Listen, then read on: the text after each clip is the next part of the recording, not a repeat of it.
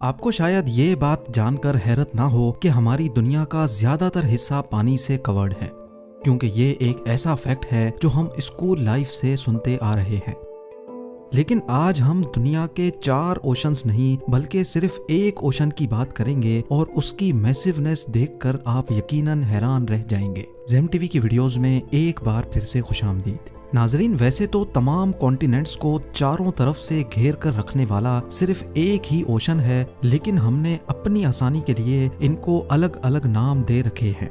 ये ओशन 4 अलग अलग रीजन्स में डिवाइडेड है: अटलांटिक, इंडियन, आर्कटिक और पैसिफिक ओशन। हम बाकी 3 ओशंस को हटाकर सिर्फ इस ओशन की बात करने जा रहे हैं जिसको पैसिफिक ओशन कहा जाता है। पैसिफिक अकेला ही इतना बड़ा है कि अगर पेरू और चिली के दरमियान ओशन के बॉटम तक जाकर एक सुराख किया जाए और उस सुराख को आर पार करके सीधा अर्थ के ऑपोजिट साइड से निकाला जाए, तो आपको ये बात जानकर हैरत होगी कि इतना सब कुछ करने के बावजूद भी आप वियतनाम और ताइवान के करीब पैसिफिक ओशन से ही निकलेंगे।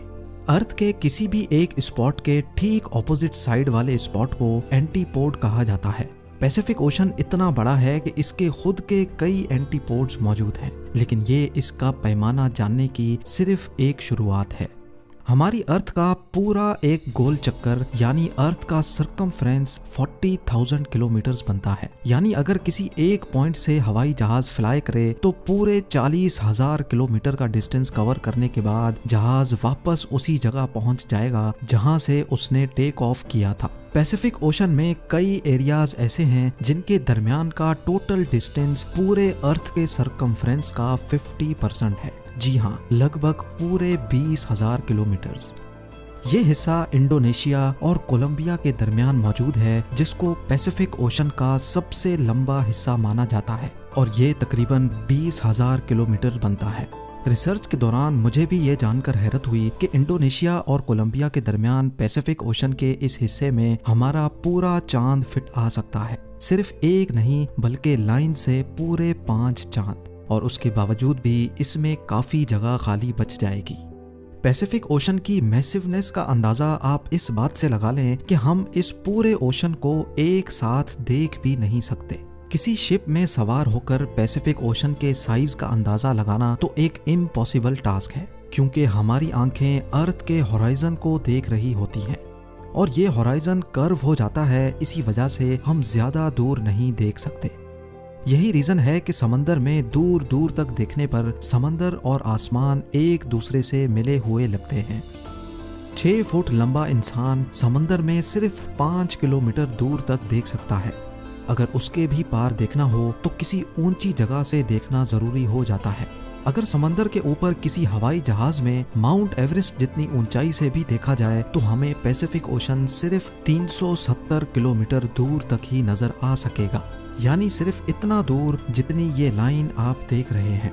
ये तो हुई सिर्फ हवाई जहाज से देखने की बात। पैसिफिक ओशन को हम 400 किलोमीटर दूर आसमान में गर्दिश करते इंटरनेशनल स्पेस स्टेशन से भी एक साथ नहीं देख सकते। एक अंदाजे के लिए गूगल अर्थ का रुख करते हैं। ये है पैसिफिक ओशन में मौजूद एक आइलैंड जो बोरा बोरा के नाम से फेमस है।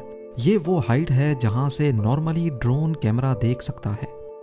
जूम आउट करके अब हम 10 किलोमीटर की उस हाइट तक पहुंच चुके हैं जहां से नॉर्मल कमर्शियल एयरप्लेन में बैठकर देखा जा सकता है।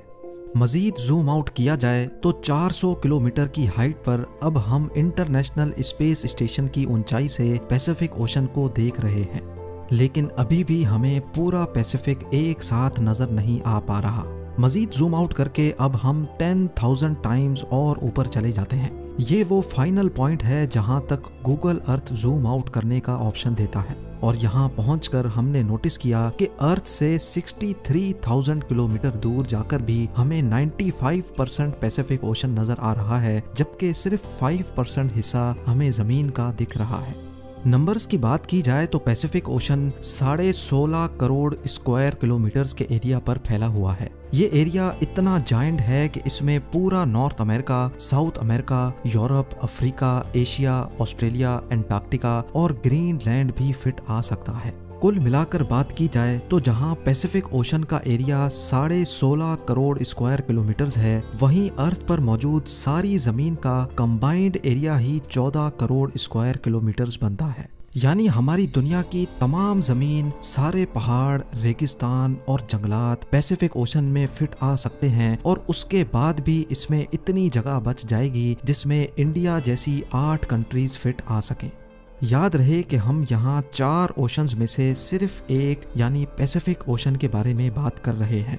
कॉन्टिनेंट्स को हटाकर अब हम किसी और प्लेनेट की बात करते हैं। चले हम अपने पड़ोसी प्लेनेट मार्स की एग्जांपल लेते हैं। मार्स का total area 14.8 crore square kilometres है। अगर पैसिफिक ओशन के पानी का पूरे मार्स प्लेनेट से मुकाबला करवाया जाए तो हैरत अंगेज तौर पे पूरा का पूरा मार्स, इसमें मौजूद तमाम क्रेटर्स और माउंटेन्स सब के सब पानी में कई 100 फीट तक डूब जाएंगे। अभी तक हमने पैसिफिक ओशन के सरफेस यानी इसकी सतह के बारे में बात की है। जितना बड़ा ये ऊपर से दिखता है उससे भी कहीं ज्यादा ये गहरा भी है। पैसिफिक ओशन में चैलेंजर डीप ट्रेंच के नाम से पहचाना जाने वाला पॉइंट अभी तक ढूंढा जाने वाला सबसे डीपेस्ट पॉइंट है, जो समंदर की सतह से 11 किलोमीटर नीचे है। और पैसिफिक का ये गहरा तरीन पॉइंट कोई अकेला नहीं है। पैसिफिक ओशन में ढूंढे जाने वाले 3 ट्रेंच और भी हैं जिनकी गहराई 10 किलोमीटर से भी ज्यादा है। इनको हम टोंगा ट्रेंच, फिलीपीन ट्रेंच और कुरिल कमचाटका ट्रेंच के नाम से जानते हैं। अब जानते हैं पैसिफिक ओशन के बारे में चंद लाजवाब फैक्ट्स। आज से 509 साल पहले फर्डिनेंड मैगेलन नामी यूरोपियन शख्स ने पूरा पैसिफिक ओशन पार किया था और उसी ने ही इसको पैसिफिक का नाम दिया था, जिसका मतलब है पीसफुल सी। हर गुजरते साल पैसिफिक ओशन छोटा होता जा रहा है, जिसका main reason under water tectonic plates की मूवमेंट है। लेकिन अच्छी बात यह है कि जितना छोटा पैसिफिक होता जा रहा है उसी स्पीड से अटलांटिक ओशन बड़ा भी हो रहा है। दुनिया में ज्यादातर अर्थक्वेक्स और सुनामी पैसिफिक ओशन के बॉटम पर मौजूद टेक्टोनिक प्लेट्स की वजह से आते हैं। पूरी दुनिया में सबसे ज्यादा एक्टिव वॉल्केनोज पैसिफिक ओशन के बॉटम में ही पाए जाते हैं। करीब 75,000 से भी ज्यादा वॉल्केनोज पैसिफिक ओशन के अंदर मौजूद हैं और इनमें से सबसे बड़ा वॉल्केनो न्यूजीलैंड के करीब हेवर सी माउंट के नाम से जाना जाता है। बाकी तमाम चीजों के साथ साथ आइलैंड्स में भी पैसिफिक का पहला नंबर है। पूरे पैसिफिक ओशन में 25,000 से भी ज्यादा आइलैंड्स मौजूद हैं और इनमें से हजारों आइलैंड्स ऐसे हैं जिन पर आज तक कोई इंसान नहीं जा पाया।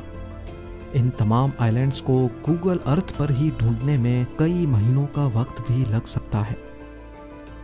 उम्मीद करता हूँ आप जेम टीवी की इस वीडियो को भी भरपूर लाइक और शेयर करेंगे। आप लोगों के प्यार भरे कमेंट्स का बेहद शुक्रिया। मिलते हैं अगली शानदार वीडियो में।